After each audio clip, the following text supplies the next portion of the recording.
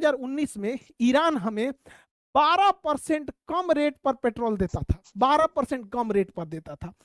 उस हिसाब से भारत में पेट्रोल 75 रुपया लीटर होता। अभी भी अगर हम लोग रूस और ईरान से तेल खरीदेंगे तो 75 से 80 रुपया लीटर से ज्यादा नहीं जाएगा।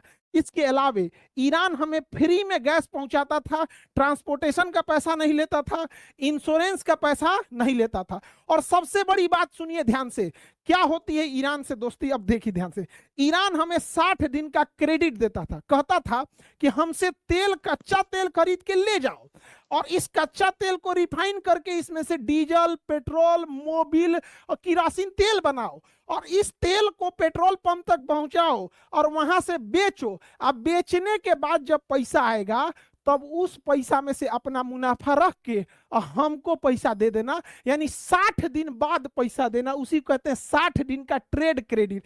यानी ईरान से तेल खरीदने के टाइम हमें पैसे नहीं देने होते थे, उसी का तेल ले आके छान के बेच के उसमें जो पैसा आता था वो ईरान को देते थे। और ईरान ये पैसा कहता था कि हमको नहीं चाहिए, हम भारत से सामान खरीद लेंगे, यानी वो करे तेल पैसों नहीं लगता था। और जो पैसा एक्स्ट्रा बच भी जाता था ईरान कहता था कि हमको डॉलर में मत दीजिए, हमको वह पैसा रुपया में लौटा दीजिए यूको बैंक के थ्रू में।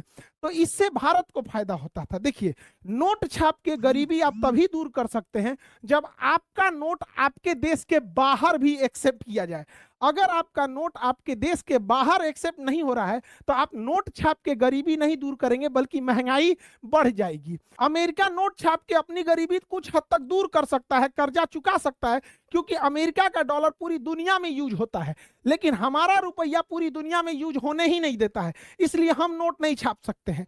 तो इसीलिए अमेरिका कहता है कि जब तक डॉलर रहेगा अमेरिका कभी गरीब नहीं होगा। हम लोगों को इतना मदद किया था ईरान, लेकिन अमेरिका के कहने पर हमने ईरान से ये सारा ऑफर ठुकरा दिए। 75 रुपया की जगह 105 रुपया पेट्रोल पहुंच गया। अमेरिका को कोने मुंह से लोग दोस्त कहते हैं, यह दोस्त है कि बॉस बनने की कोशिश करता है।